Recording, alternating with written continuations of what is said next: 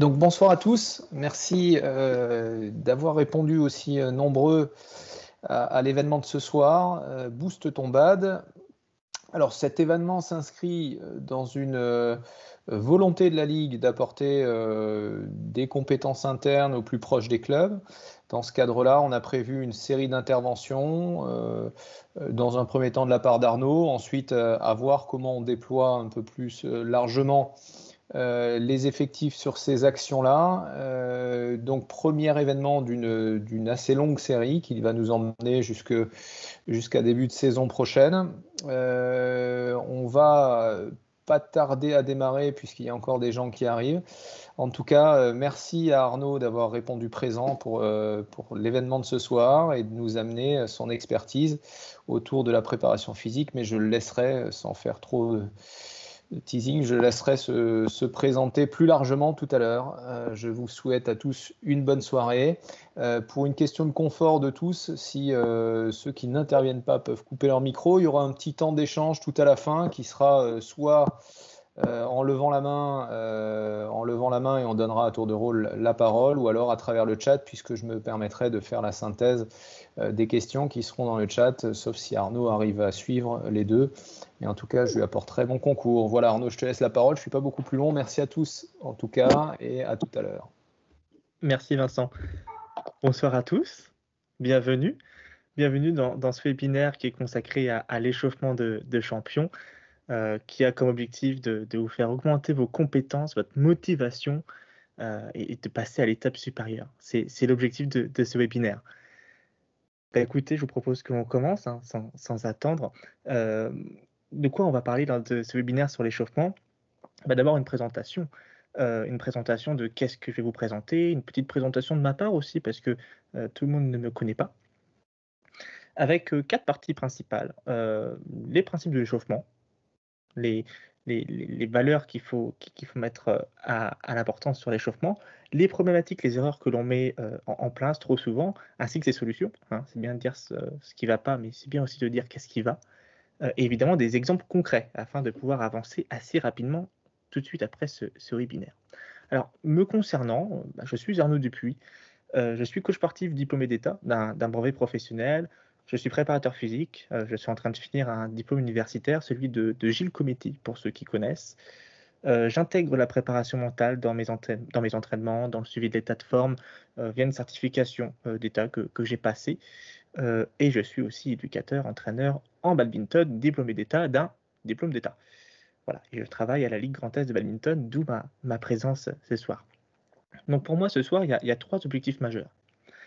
Le premier objectif majeur, c'est de comprendre, de donner du sens à l'échauffement, et pas bêtement reproduire des choses parce que je les ai entendues. Non, comprendre, ce qui va permettre dans un second temps de construire à l'infini, de pouvoir avancer qualitativement et évidemment s'interroger. S'interroger sur est-ce que je fais est quali ou non, pourquoi, et comme j'ai pu comprendre auparavant, je saurai pourquoi. Écoutez, commençons, hein, sans attendre. Quels sont les principes de l'échauffement? Quels sont les principes majeurs à apporter lors de l'échauffement pour être certain que notre échauffement est qualitatif? Alors, qu'est-ce que c'est qu'un échauffement? Un petit état des lieux, c'est la préparation physiologique et psychologique du corps. Cette préparation physiologique et psychologique, elle va permettre d'optimiser la performance sans accumulation de fatigue. Et qu'est-ce que ça veut dire cette optimisation de la performance? Qu'est-ce que ça veut dire? Ça prend beaucoup de choses en compte. Là, j'ai pris les 3 majeurs. Le premier, le badminton, avec sa technique, sa tactique, sa logique interne. Le badminton avec un grand B. Une deuxième partie plutôt axée physique, sur la force, sur la vitesse, sur l'endurance.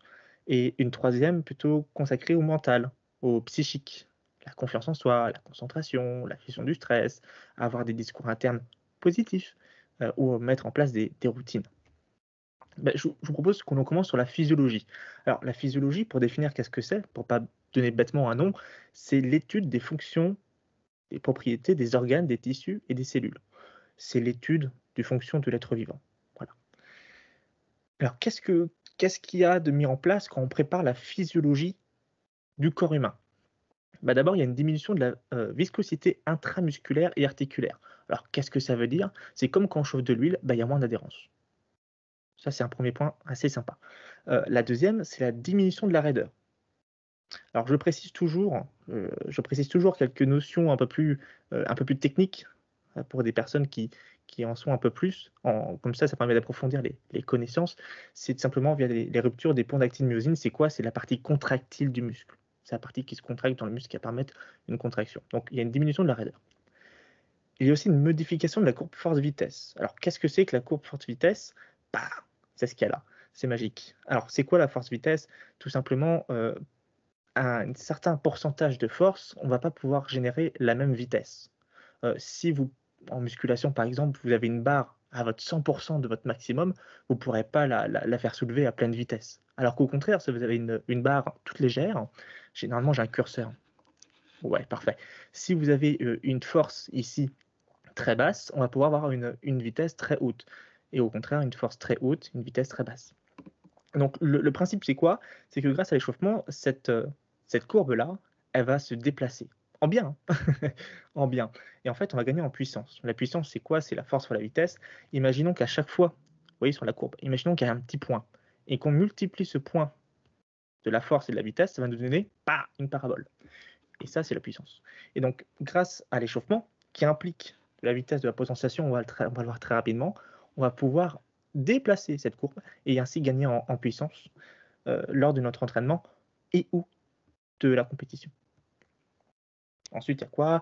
Il y a des meilleurs influx nerveux. Alors, ce qu'il faut retenir, c'est que on va pouvoir contracter plus rapidement le muscle. Ça, c'est sympa. Une augmentation de la température corporelle, de l'augmentation de la consommation d'oxygène, donc il y a une diminution de la dette d'oxygène, et la dégradation des phosphates à haute énergie. En gros, une contraction musculaire plus accélérée, plus quali. Je l'ai résumé ici, ne vous inquiétez pas.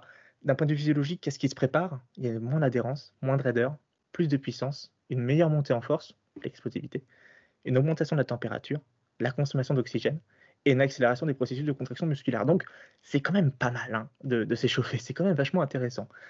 Évidemment, tout ça, en plus d'avoir une meilleure performance, ça va prévenir les blessures, avoir une meilleure efficacité pour un geste sportif, être précis et explosif. Voilà pour la physio. Maintenant, sur la psychologie. Alors, c'est quoi la psychologie? C'est l'étude qui concerne le psychique. C'est quoi le psychique? C'est ce qui concerne la vie mentale, dans l'aspect conscient et inconscient. Là, on va pouvoir intégrer plein de choses, mettre des routines. Pourquoi? Pour avoir une meilleure confiance en soi. L'échauffement va aussi permettre d'avoir une meilleure confiance en soi, une meilleure concentration, une meilleure gestion du stress, des discours internes positifs, une entrée tactico-technique plus rapide, plus efficace, une entrée dualité. Ah ouais, en badminton, mon adversaire, c'est pas mon copain. Être tout de suite dans le duel, être tout de suite lucide. J'ai une phrase que j'ai piquée à un ami préparateur physique qui s'appelle Aurélien, gagner ou participer. Voilà. Tu es soit là pour gagner, et tu vas t'échauffer parce que ça va permettre d'activer des choses, ou tu es là pour participer.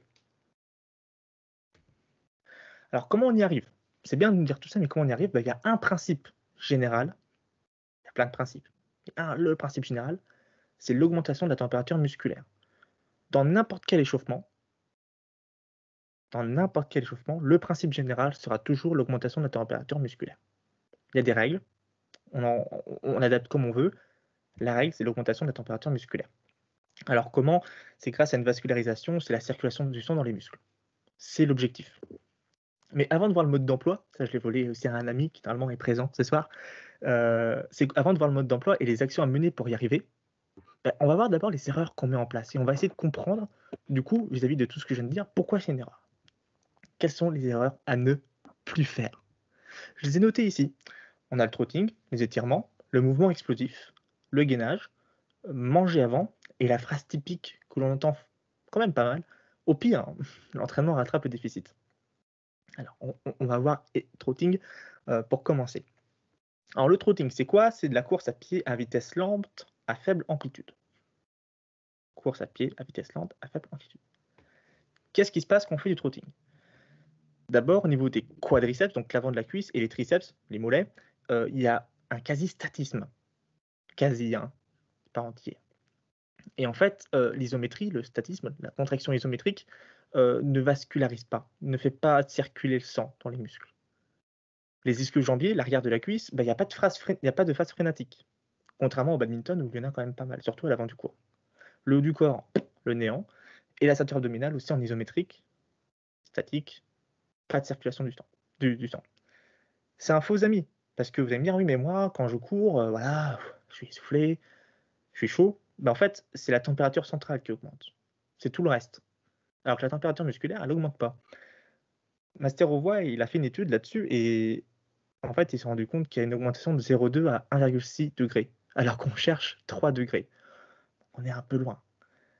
En plus de ça, en parallèle, si on fait que du trotting pour s'échauffer, si on ne fait que du trotting pour s'échauffer, on est un peu à l'opposé de la logique interne du badminton, qui sont des mouvements explosifs et non des efforts lents constants. Comme la petite photo la résume bien, activation globale traditionnelle, pas d'activation de la circulation du sang, donc il y a un maintien de la température musculaire, mais il n'y a pas une augmentation. Donc le trotting seulement tout seul, à bannir. On peut évidemment l'intégrer, mais le faire tout seul, à bannir. Le deuxième, c'est le mouvement explosif. Le mouvement explosif, il est trop rapide pour une vascularisation. Se dire, voilà, je vais faire 2-3 sprints avant de démarrer, tout seul, je le précise, trop rapide pour une vascularisation. On va parler de suicide.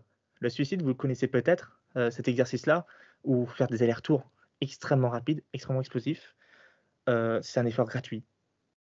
C'est un état de fatigue énorme, alors qui favorise les fibres lentes. C'est parce que nous, en badminton, on va valoriser les fibres rapides. Donc en plus, on n'est pas forcément sur les bonnes fibres qu'on souhaite préparer, qu'on souhaite développer. Le travail de vitesse et de technique derrière est impossible. Si, il sera possible, mais il ne sera pas qualitatif. Autant rester chez soi. Ça amène une éducation négative, de punition. Et en plus, la petite phrase « plus j'en bave, mieux je me porte » en 2021, bon, je ne sais pas si on peut encore la dire. Et en plus, ça sort un peu de l'objectif qu'on donne aussi à l'échauffement, de donner envie de s'échauffer. Donc, le suicide à bannir, et on va voir comment on va le remplacer derrière. Mais c'est l'idée sur ce mouvement explosif, le suicide, peut-être se remettre en question là-dessus. Les étirements, c'est intéressant les étirements parce qu'on entend beaucoup de choses sur les étirements, plein de choses contradictoires, alors qu'en vrai, en fait, on sait les vraies choses. Un étirement, pour rappel, c'est quoi? C'est un allongement du muscle, puis une isométrie, un statisme intense. D'accord? Isométrie, je rappelle, pas de vascularisation. Donc déjà, ça sort un peu de ce qu'on cherche. On a pu prouver que les étirements, avant un entraînement, je précise, avant un entraînement, jusqu'à 1 heure, pour anecdote, il y a une baisse de la vitesse, une baisse de la force, une baisse de l'endurance de force, la force qui dure, et une baisse des qualités de détente.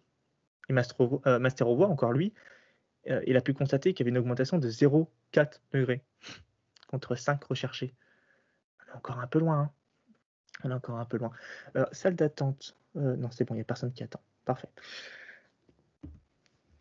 Alors, comment ça se fait qu'il y a cette baisse de la performance? Je les ai notés ici, comme ça vous le savez. D'abord, il y a une augmentation de la tolérance à l'étirement. Donc, en plus d'avoir une augmentation de la tolérance, en fait, on ne ressent plus les capteurs d'alerte en cas de blessure. Donc déjà, il y a ce problème-là, en plus du fait que ça va baisser pas mal de choses au niveau de la contraction musculaire. Les étirements endommagent les muscles. Les étirements, pour ceux qui s'y connaissent, c'est de l'excentrique, on vient excentrer, ça endommage les muscles. Il y a une perte de coordination entre le muscle agoniste-antagoniste, le muscle avant et le muscle qui fait le mouvement opposé. Et il y a un phénomène de creeping. Alors, pour faire très très court et très très simple, c'est qu'on a un gain d'allongement des fibres. On a un gain d'allongement. C'est pas si mal. Mais en fait, ça s'accompagne aussi à une moindre efficacité du tendon, à emmagasiner l'énergie. Donc en fait, on a une baisse de force. C'est ce qu'il faut retenir. Des étirements avant un effort, ça ne peut être que négatif. En tout cas, nous en badminton. Si on parlerait de gymnastique, ça serait différent. Là, en badminton, il faudra peut-être revoir la cause positive des étirements.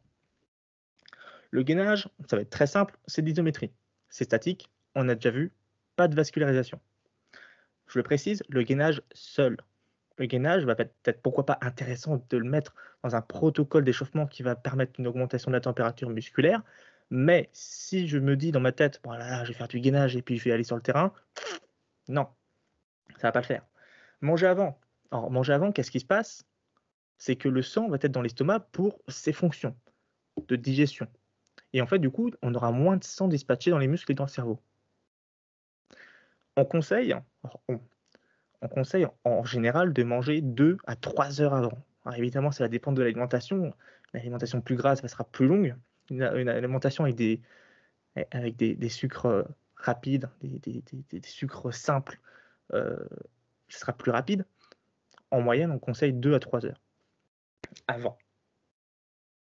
Et enfin, pour finir sur les problématiques, les erreurs, mais au pire, l'entraînement rattrape le déficit, non?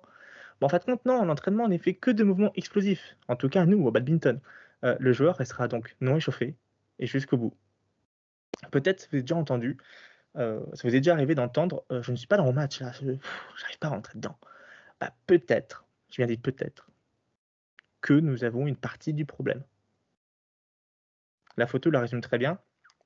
Activation globale traditionnelle, peu d'activation de la circulation, maintien de la température musculaire, en compétition, pas d'élévation.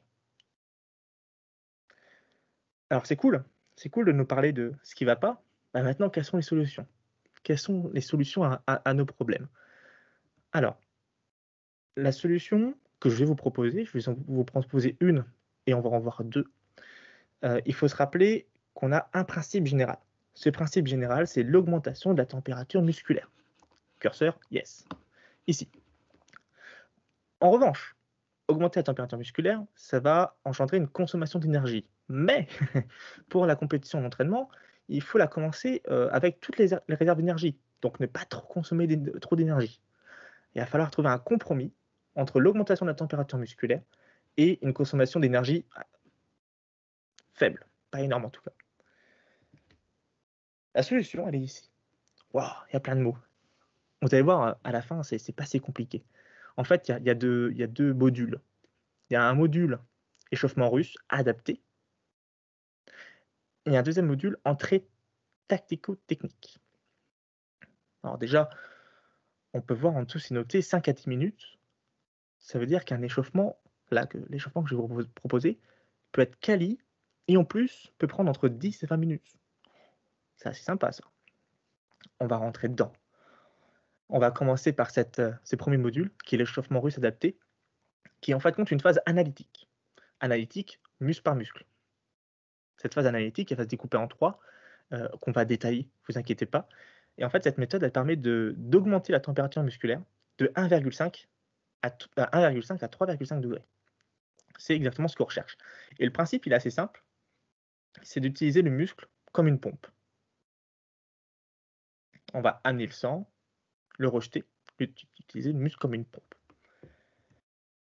Son principe de contraction au relâchement, c'est l'échauffement russe adapté. Au départ, ils ont créé un échauffement, les Russes ont adapté à créer un échauffement, mais qui additionnait à la contraction et les étirements. Et du coup, au fur et à mesure, on s'est rendu compte que les étirements étaient pas forcément très bons avant un effort. Du coup, on l'a adapté, d'où l'échauffement russe adapté. Contraction plus relâchement. C'est le principe. On contracte, on relâche, c'est une pompe.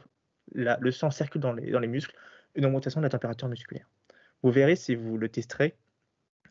Au début, on a l'impression que ouais, on sent pas qu'il y a une augmentation. Et en fait, à la fin de cette juste première phase, en fait, on se rend compte qu'on a peut-être besoin de retirer le gilet parce qu'en fait, on se rend compte que si, en fait, ça monte. Ça monte, ça monte. On va voir cette première phase. Analytique, vascularisation concentrique. Analytique, parce que muscle par muscle. Vascularisation, parce qu'on va vouloir faire circuler le sang dans les muscles. Et concentrique, on va voir qu'est-ce que c'est pour les personnes qui ne connaissent pas. Concentrique, c'est un mode de contraction. Il en existe plusieurs. Là, je vous en ai mis 3, pardon. Le concentrique, c'est on contracte. Facile à retenir. Concentrique, on contracte. Le muscle se raccourcit. On a une charge, une bouteille d'eau, on raccourcit le muscle. La contraction excentrique, c'est l'opposé. Il y a une bouteille tellement lourde que mon muscle n'est pas capable de le retenir. Et du coup, il s'étire et s'excentre. Les deux points d'insertion s'excentrent. La contraction excentrique. Et du coup, on vient faire une extension là du coude parce que la charge est trop lourde. Et l'isométrie, c'est le gainage, vous le connaissez. Isométrie, les deux points d'insertion sont statiques, ça ne bouge pas. Et évidemment, on retient la charge quand même, mais d'une manière statique. Là, je vous rappelle, on est sur une contraction concentrique. Concentrique, où l'objectif va être de faire une contraction et de relâcher derrière. On est sur 8 répétitions par muscle, 1 à 2 séries. Alors 1 à 2 séries, ça correspond à quoi? C'est que par exemple en été, où il fait déjà pas mal chaud, l'augmentation de la température musculaire va pas forcément être difficile, une série pourrait suffire. Alors qu'en hiver, peut-être que 2 sera plus intéressant. 20 à 50% de sa force max, ça veut tout rien dire. Ce qu'il faut retenir, c'est qu'on n'est pas sur le but, c'est de donner le maximum de force. On est sur 20 à 50%. C'est léger, très léger. Analytique, muscle par muscle, 5 minutes suffisent. Je vous ai mis ici quelques photos. On en verra d'autres après. Pour vous schématiser un peu ce que je voulais dire, on contracte, on relâche. Au niveau des muscles, il y en a beaucoup. Non, ça va aller, ça va le faire. Je les ai notés ici. Il va falloir échauffer les élévateurs et les abaisseurs des épaules. Les pectoraux, qu'on travaille essentiellement sur des exercices de poussée, comme les pompes. Les dorsaux, c'est le dos, où là c'est l'opposé, on vient tirer, les tractions. Les bras, en flexion, en extension. Les avant-bras, en flexion, en extension et en rotation. La ceinture abdominale, grand droit, oblique, chaîne postérieure. Les quadriceps, l'avant de la cuisse. Les ischios, l'arrière de la cuisse. Les fessiers, les adducteurs à l'intérieur et les mollets. Le but va être de trouver un exercice, muscle par muscle, si possible analytique. Si on peut trouver des gros exercices qui permettent de solliciter plusieurs muscles, pourquoi pas. Et l'idée va être de faire des contractions concentriques, puis un relâchement derrière pour l'utiliser telle une pompe, partout où on aura besoin de l'entraîner. Alors c'est cool, voilà, maintenant on a vascularisé, la température musculaire augmente déjà, ça y est, ça fait 5 minutes et la température musculaire augmente. Maintenant on va passer sur la deuxième phase, spécifique. Adapter la contraction musculaire au spécifique. On reste sur de l'analytique, on reste sur de la vascularisation, mais cette fois-ci on va adapter le mode de contraction. Je vous ai mis des exemples ici. Les adducteurs et les ischios en excentrique. Quand on vient faire une fente ici, l'adducteur il s'étire, l'ischio il s'étire. Il va falloir l'adapter parce que quand on va arriver sur le terrain, si on ne l'a pas préparé, il ne va pas se préparer tout seul le loustic.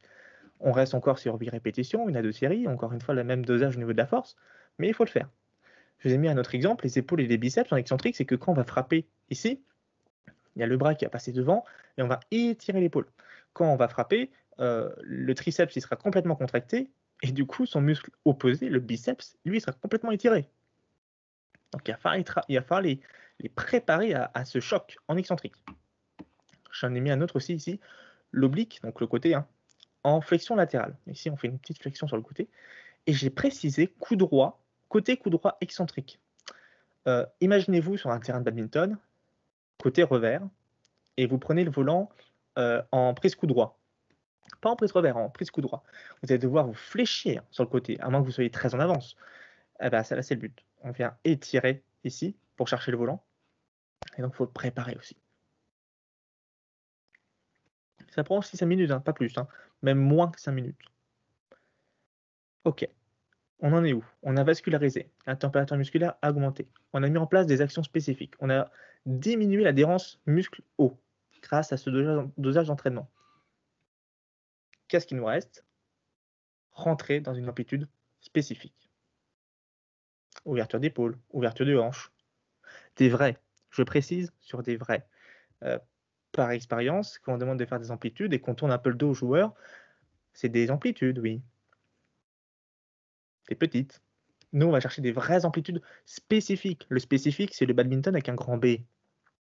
On vient venir chercher le coude loin en arrière. Bon, ça veut tout rien dire, mais au moins vous voyez un peu l'idée, vous voyez un peu l'image. Pareil au niveau des ouvertures de hanche. Des vrais. Et ça y est, on a déjà fait notre première partie. Et ouais, on a vascularisé, on a augmenté la température musculaire, on a mis en place des actions spécifiques. Ça y est, on va pouvoir passer sur une phase plutôt générale, où on vient augmenter la température générale et entrer dans l'aspect tactique, dans l'aspect badminton, logique interne et tout le tralala. Donc le spécifique, la partie spécifique qui va se découper en... Moi je vais découper en 3, on l'adapte comme on veut. La progressivité technique. Je vous ai mis un exemple. On fait ce qu'on veut, c'est un exemple. Des blocs mi-court, main basse. On se met derrière la ligne de service. On fait des petits blocs, main basse, proche du filet, proche de la bande du filet. Ensuite, on va monter, main haute, et on va passer en drive. On va augmenter un peu l'intensité. Après, on va passer en contre-amorti, duel au filet. Évidemment, kill si le volant est trop haut. En match, si le volant est trop haut, on va pas killer. On va pas le laisser, on va le killer. Ensuite, un joueur en lift, à l'avant du cours, un joueur qui amortit au fond du cours. Ou pourquoi pas faire un petit duel, un petit match sur un terrain entier où le but va être que la personne qui amortit gagne 2 points. Dégagement, et mettre des situations en place. Smash, retour court, lob. Smash, retour court, lob. Et bien penser qu'un terrain de badminton, c'est pas un demi-terrain. Il y a un côté coup droit, il y a un côté revers, il y a un centre, il y a entre le centre et le côté coup droit, enfin bref. Il faudra bien penser aussi à ouvrir le terrain et pas se faire que se laisser sur demi-terrain. Sinon, quand on va arriver en match, ça va faire tout drôle. Deuxième partie, j'en ai dit comme quoi j'en ai mis 3. La dualité, l'aspect tactique. Votre adversaire n'est pas votre ami. Quand on s'échauffe, l'idée, ce qui sera top, ce sera directement de rentrer dans la tactique. Tout de suite rentrer dans cette dualité où, voilà, je suis là pour te mettre ta raclée, en fait. Je suis là pour gagner. Gagner ou participer. La technique n'est qu'un outil, il faut savoir l'adapter à la situation tactique. Enfin, le dernier, l'adaptation. Et oui, selon la séance, sera-t-il intéressant de faire toute la panoplie technique? Si on travaille, je ne sais pas, on a un message, une situation plutôt axée sur pousser l'adversaire au fond du cours, alors que moi je suis aussi au fond du cours, est-ce que je vais vraiment travailler le kill sur cette séance? Donc, c'est un exemple. Mais si on prend l'exemple des dizaines de mouvements techniques, on va se rendre compte qu'on va peut-être pouvoir supprimer quelques-uns. Alors, est-ce que ça serait intéressant de les mettre en place à l'échauffement? Oui, non, et pourquoi? Dernière partie de l'échauffement. Déjà, la potentiation. J'en ai parlé tout à l'heure. Alors, qu'est-ce que c'est que la potentiation? Elle correspond à la mise en action préalable la plus efficiente du corps en prévision de la meilleure performance sportive, possible sportive. Ici, on retrouve notre courbe force-vitesse. Grâce à la potentiation, on va pouvoir la décaler. Pour une même force, on va se mettre à 50%. Pour 50% de force, avant j'étais ici au niveau de la vitesse. Maintenant, pour 50% de force, je vais pouvoir générer une meilleure vitesse. Au contraire, pour une vitesse, je vais pouvoir générer une meilleure force. Comment on y arrive? On y arrive grâce à une augmentation de la sensibilité de l'actine-myosine. C'est la partie contractile du muscle grâce au calcium. Ce qu'il faut retenir, c'est qu'il y a une plus grande force générée. C'est bien. Et l'augmentation aussi des secousses nerveuses. Une meilleure excitabilité des motoneurones. Ça, c'est le pourquoi on gagne en force, pourquoi on gagne en vitesse. Maintenant, c'est quoi le mode d'emploi? C'est quoi l'astuce? Alors, avant de vous la donner, petite alerte, petit disclaimer, ça ne concerne que les sportifs habitués à travailler la force ou les sprints. Ne faites pas ça sur un sportif qui n'a jamais travaillé la force ou qui n'a jamais fait des sprints en entraînement. Sinon, ça va plus consommer d'énergie qu'autre chose. On sera contre-productif. Bah, ici, la solution, elle est ici. Pour les membres inférieurs, on pourquoi pas faire 3 à 5 sprints. Alors 3 à 5, pourquoi 3, pourquoi 4, pourquoi 5? Bah, peut-être que 3 sera plus habitué pour un sportif qui n'a peu l'habitude, qui est un peu débutant dans l'expérience des sprints, et peut-être que 5 pour quelqu'un qui est expert. Pourquoi 10 mètres? Parce qu'un terrain de badminton, c'est 13 mètres, divisé par 2, 7 mètres et demi. Ton terrain ne fait que 7 mètres et demi grand max. Donc, est-ce que ça sert à quelque chose de dépasser les 10 mètres? Je ne pense pas. Au niveau des membres supérieurs, Zia a fait un bel exemple. Elle a poussé le mur de sa maison. C'était wow. On a dû appeler les pompiers et tout. 3 mouvements isométriques. Donc, je rappelle, isométrique, c'est le gainage, c'est statique. Maximal, ça veut dire qu'on va mettre la plus grande force possible en 4 secondes. On pousse le mur le plus fort possible pendant 4 secondes. J'ai précisé bras à 90 degrés. Et le but, voilà, c'est de faire 3 répétitions, entre un peu de repos entre les deux, et on pousse le plus fort possible. C'est ça la potentiation. C'est ça une possibilité de la potentiation. Voilà, ça y est, l'échauffement est fait. Cette solution, il y en a plusieurs, je vous ai présenté celle-là, on a déjà fini. Une première phase, on vient analytique, muscle par muscle, faire circuler le sang, il y a des contractions et des relâchements. Ensuite, toujours muscle par muscle, on vascularise avec des actions spécifiques. Ensuite, on explore l'amplitude de compétition de badminton et les lancers balistiques, les lancers explosif. On rentre dans le spécifique, technique, duel et potentiation avec quelques exercices de force et de vitesse. On rappelle les principes. On n'a pas trop consommé d'énergie. On a augmenté la température musculaire grâce à l'échauffement russe. Et on a mis en place un phénomène de potentiation. Les 5 étapes, elles sont ici. Alors ça, c'est une solution que je vous propose ce soir, qu'il faut évidemment un peu travailler, qu'il faut un peu adapter par rapport au terrain. On va en voir une deuxième, que vous connaissez très probablement. C'est celle du PFJJ, de la préparation physique, du livre qui est sorti de la Fédération française de badminton. Et ce livre, elle propose 6 phases, que j'ai découpées en 2 modules. Un module plutôt analytique et un module plutôt spécifique. La première phase, mobilité articulaire, le but, c'est d'avoir un déverrouillage, un développement de la capacité du mouvement. Je le rappelle, la mobilité, c'est le mouvement, c'est le mouvement, et qu'est-ce qui fait le mouvement? C'est pas le Saint-Esprit, c'est bien les muscles. Donc, même si on fait une mobilité articulaire, on a une activation musculaire.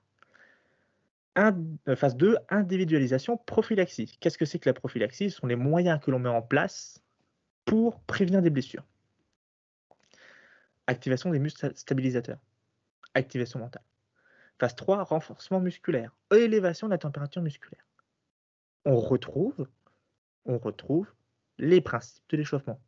L'augmentation de la température musculaire. Augmentation de la transmission de l'influx nerveux. Diminution de la raideur musculaire et tendineuse. Et ça, c'est analytique. On commence, on active les muscles. J'ai marqué D, j'aurais dû marquer les muscles stabilisateurs. Ensuite, phase 4, ça y est, on va commencer à rentrer dans le spécifique.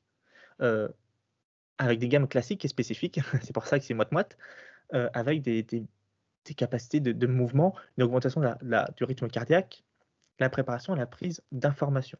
On passe une sorte de transition entre l'analytique et le spécifique pour arriver très vite en phase 5 et en phase 6 sur des mouvements. Alors d'abord préparatoires, avec des élastiques, avec du matériel, puis ensuite spécifiques. Ça reste le même principe. C'est une méthode qui utilise d'autres outils d'une autre manière, mais on reste sur le même besoin, le même principe, qui est l'augmentation de la température musculaire. Et on peut voir qu'il y a de la course à pied, ouais, il y a de la course à pied, mais à la fin. Et la course à pied, c'est pas du trotting. Musculation, potentiation. Pour finir, on va voir des exemples. Alors d'abord, je vais vous encourager à aller voir la vidéo après le webinaire, pas tout de suite. Attendez, restez là. Sur l'échauffement, vous allez sur YouTube, vous marquez Ligue Grand Est de badminton, et vous cliquez sur le petit logo, et vous allez trouver très vite la vidéo, où là, vous allez avoir plein d'exemples d'exercices que j'ai pu mettre en place. 6 minutes. Et en plus, vous avez l'explication de l'échauffement russe. On va voir l'échauffement des mini-balles, l'éducation et discipline de nos adultes, et comment on s'adapte en compétition ou en groupe. On va le voir tout de suite. Avant, je vous ai mis quelques photos de Zia et de Cléa qui ont accepté évidemment d'être en photo, avec ici, avec un élastique du tirage, ici, au contraire de la poussée. C'est comme les pompes, mais avec des élastiques. Ici, des rotations externes et ici, des rotations internes, avec élastique, pour vous donner quelques exemples. Ici, pour finir, après on va passer sur les mini-balles, on peut l'adapter à deux, cet échauffement russe. Là, Zia, elle retient les pieds de Cléa, et Cléa, son objectif, c'est de les rentrer. C'est cool, c'est à deux. Attention, 50% de force maximum. Donc, il faut bien écouter ce que va dire le copain ou la copine, parce que si on commence à retenir trop, bon, on ne sera pas sur l'échauffement, là, on sera plutôt sur du renforcement musculaire. Ici, pour les ischios, pour l'arrière de la cuisse, Zia, elle va devoir fléchir la jambe, et Cléa va empêcher cette flexion de jambe. Ici, pour les pecs, Cléa, c'est sa sœur, donc pour le Covid, tout va bien, vous inquiétez pas, elle va fléchir les mains, qu'est-ce que je dis? Elle va rapprocher ses mains pour contracter les pecs. Et Claire va empêcher Zia de rapprocher ses mains. Il y a plein de solutions. Tout seul, à deux, avec du matériel. Alors, l'échauffement des mini-balles. L'objectif majeur, selon moi, c'est l'éducation de l'échauffement. Pourquoi l'objectif majeur, c'est pas l'augmentation de la température musculaire. Quand on voit nos enfants en maternelle, en primaire, même au collège, quand elles vont jouer au foot, bah, il s'échauffe pas avant. Il s'échauffe pas. Et est-ce qu'on entend qu'il y a beaucoup de blessures? Non. À partir d'adolescence où le corps va changer, oui, là, on va commencer à avoir des fractures et des blessures. Mais avant, on n'en a pas. Donc je pense, selon moi, que l'objectif majeur, avant tout, c'est l'éducation de l'échauffement. Avec comme but en préparation physique une construction motrice générale, gain de force plus transfert vers le spécifique, le badminton, et un but pour la préparation mentale qui est d'intégrer une routine et une discipline. Quand on aura intégré une routine sur nos mini-bads, la routine va rester jusqu'à leur plus vieil âge. C'est comme la routine de se brosser les dents. On n'a plus besoin de se poser des questions. On prend notre dentifrice, on prend notre brosse à dents et c'est toujours pareil. Alors, comment je le vois, cet échauffement? Je le vois en 4 ateliers. Un premier, qui sont des lancers de volant à la main. Pourquoi? Déjà, prise de connaissance du volant. Et deuxième, c'est pour les rôles sociaux. Qu'est-ce que j'appelle les rôles sociaux? C'est que quand on va demander aux enfants de faire un lancer, ou d'arbitrer, là on est plutôt sur le lancer, bah, il faut qu'ils apprennent à lancer nos enfants. On ne sera pas toujours là à faire la mitraillette. Et donc si on leur apprend à lancer lors de l'échauffement, 1, ils seront lancés, 2, ça les prépare musculairement, 3, ils prennent en considération le volant. Donc lancer de bas en haut, de haut en bas, le bouchon, les plumes, des lancers de volant avec des défis. Le deuxième, c'est l'association haut-bas. Je vous ai mis en photo comme exemple la quadrupédie, où le but c'est d'avoir une association, pas une dissociation, mais bien une association du haut et du bas du corps. Troisième atelier, un exercice qui fait un lien entre le jeune et la raquette. Là, c'est un jeune qui, avec le volant posé sur sa raquette, doit faire un parcours. On peut faire des jongles aussi.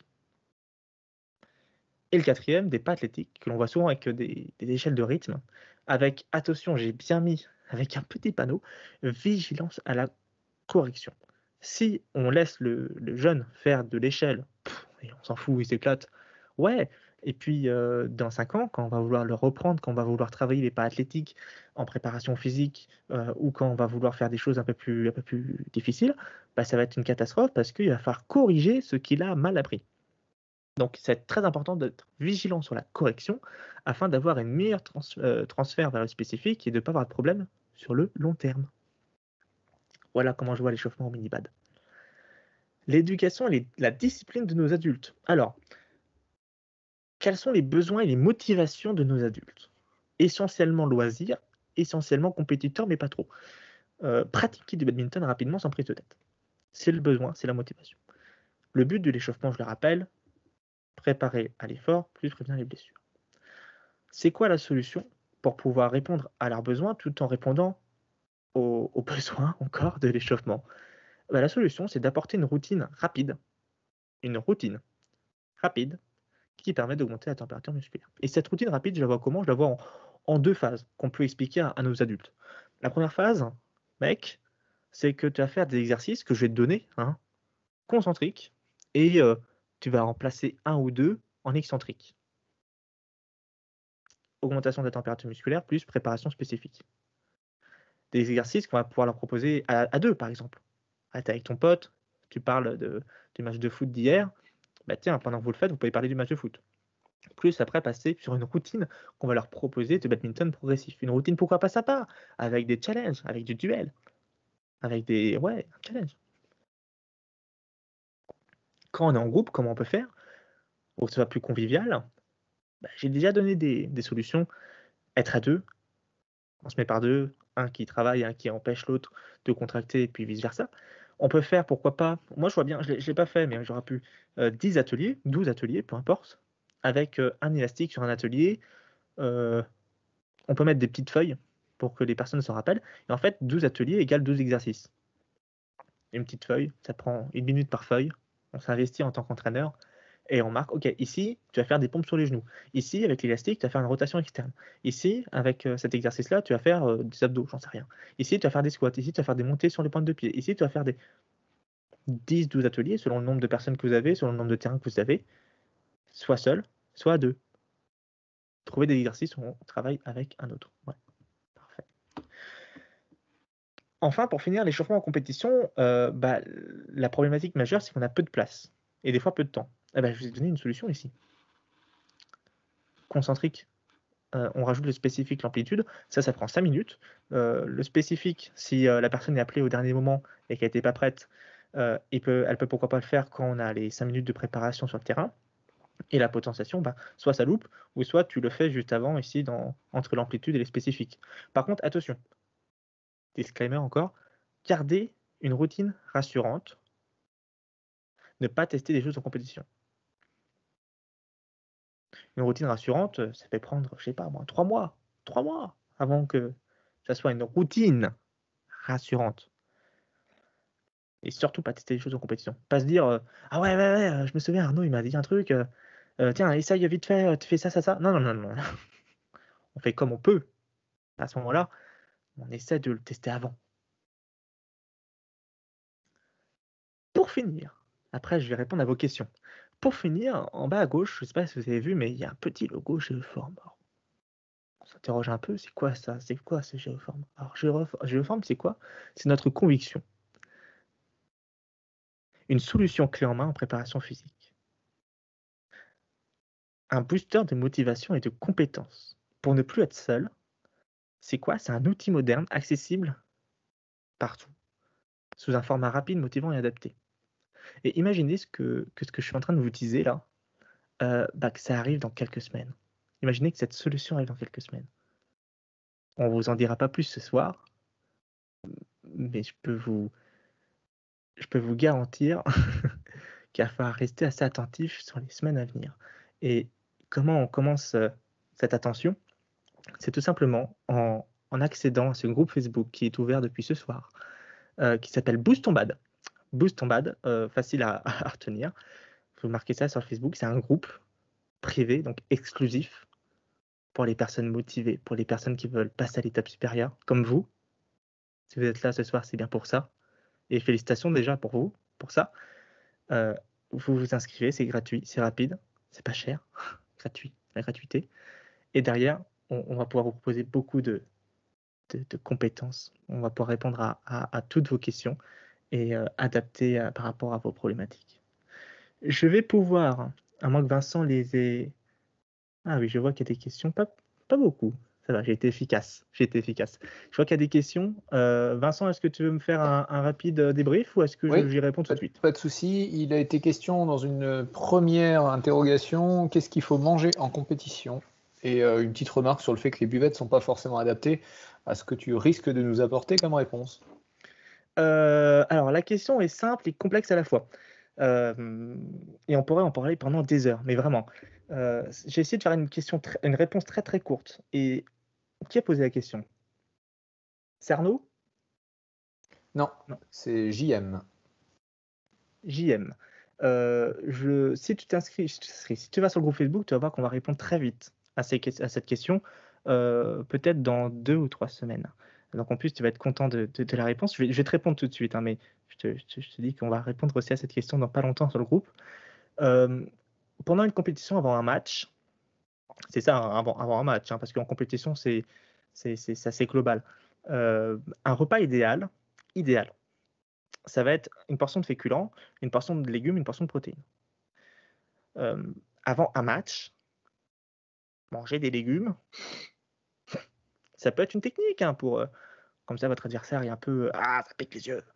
Je pense pas que ça puisse fonctionner très très bien. Il y a peut-être une règle aussi là-dessus peut-être une règle là-dessus. Avant un match, ce qui serait top du top, ça serait de manger donc 2 heures avant quelque chose de pas trop gras, pas de carbo à bannir, des féculents complexes. Alors, qu'est-ce que c'est complexe? C'est qu'il y a plusieurs molécules de sucre. C'est ce qu'on appelait, parce que ça a changé maintenant, on parle d'indice glycémique. Je crois que c'est ce qu'on parlait de sucre lent.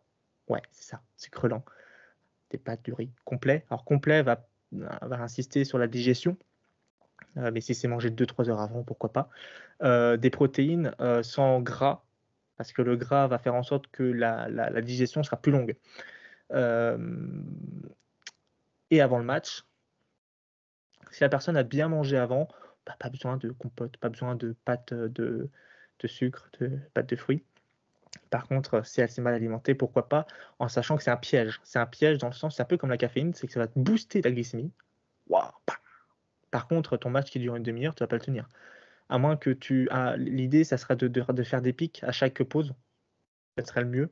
Mais prendre une compote avant le match, si tu t'es mal alimenté avant, ça va te booster pendant les 10 premières minutes. Les 20 dernières, ça va être une catastrophe. C'est comme la caféine. Sauf que la caféine, ça va être sur autre chose, alors que le sucre va être plutôt sur la glycémie. Comme ça, hop, tous les 11 points, une petite compote, si tu t'es mal alimenté avant. Comme ça va permettre de garder un taux de sucre dans le sang assez intéressant, sans que ça retombe, parce que tu vas refaire leur stock rapidement derrière. Voilà. J'ai fait court, mais c'était pas du tout court. Merci Arnaud. Deuxième question, et celle-là, elle était d'Arnaud. Oui. C'est si dans la phase 1, on s'échauffe en concentrique, les antagonistes s'échauffent en excentrique, donc pourquoi la phase numéro 2 en excentrique? Parce que sur l'excentrique, alors quand tu vas faire ton concentrique, oui, le muscle antagoniste va travailler en excentrique, c'est anatomiquement, voilà, c'est comme ça. Mais disons que tu vas pas donner une force sur cet excentrique. L'excentrique est une résultante de ta concentrique. Alors que là, quand tu vas faire des exercices excentriques, tu vas focaliser cette contraction, ou tu vas empêcher sur cette contraction tu vas empêcher le muscle de se contracter, tu vas faire en excentrique, et du coup, ça sera vraiment spécifique à ce que l'on recherche. Ça ne sera pas une résultante, mais ça sera un choix. Ça sera un vrai choix, donc ça sera bien plus quali, et on sera sur en plus 50% de force, contrairement à une résultante anatomique. Voilà. Voilà. Très bien, merci. Il n'a pas été question de pliométrie et François nous demande quel rôle peut avoir la pliométrie dans l'échauffement. Ouais, François, écoute, tu peux. À la place, c'est la potentiation, ça va s'intégrer dans la potentiation. Au lieu de faire tes sprints, au lieu de faire ton isométrie maximale, tu peux faire de la pliométrie. C'est possible. Après, il faut bien définir quelle pliométrie. Lent, rapide, haute, pas haute, horizontale, verticale. C'est un peu plus complexe. Il faut redéfinir un peu ça. Mais s'il faut répondre quand même une réponse à cette question, oui, tu peux intégrer la pliométrie. Sur cette potentiation, oui, c'est ce que je conseillerais. Et tu auras les mêmes bénéfices que le sprint ou la muscu.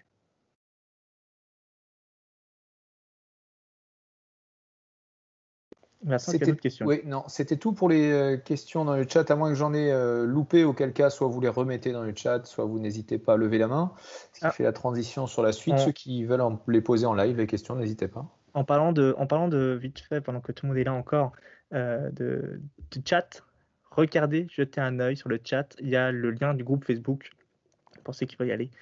De rien Arnaud, de rien François, de rien JM. Les slides seront dispo. Non, par contre, normalement, si Vincent, tu me confirmes si tout se passe bien, normalement, il y aura une rediffusion. Effectivement, alors on pourra le rendre dispo, mais pas dans un premier temps, mais dès demain sur le groupe Facebook privé, exclusivement sur le groupe Facebook privé, vous retrouverez le replay de ce soir. Voilà. Est-ce qu'il y a d'autres questions? Je pense que ça a été très clair. Peut-être qu'il n'y en a pas, tout simplement. Merci. De rien, avec grand plaisir. Félicitations à vous d'être ici. C'est que vous êtes motivés et c'est le principal. Avec grand plaisir. Je vous conseille fortement de nous retrouver sur le groupe, parce que toutes les questions que vous avez eues ce soir, que ce soit sur la nutrition, sur l'échauffement, sur la pliométrie, il y en aura bien plus chaque semaine sur le groupe. Ah, ça sort de l'isolement, oui. En plus, là, on va pouvoir, si on imagine une réouverture d'ici une paire de semaines, on va pouvoir poser un peu ce que je viens de détailler ce soir, un peu voir comment on peut le développer, de quelle manière, vis-à-vis des principes, vis-à-vis de notre groupe, du nombre de personnes qu'on a, selon l'âge, selon le sexe, selon ce que vous voulez. Là, vous allez avoir un peu de temps pour vous pencher dessus et avoir une reprise supra-qualitative. Écoute, Vincent, s'il n'y a pas d'autres questions, je propose de conclure. Oui, tout à fait. S'il n'y a pas de questions supplémentaires, il n'y a pas de souci. Je te laisse le mot de la fin. Je vous remercie encore et je vous félicite encore une fois. On ne dit pas assez les choses bien. Je vous félicite énormément d'être là ce soir. Continuez à être motivés, continuez à vous investir autant. Et je vous propose de se retrouver sur le terrain quand tout sera réouvert. Je vous souhaite à tous une bonne soirée. À très bientôt sur le groupe. Vincent, bonne soirée aussi. Bonne soirée à tous. À bientôt.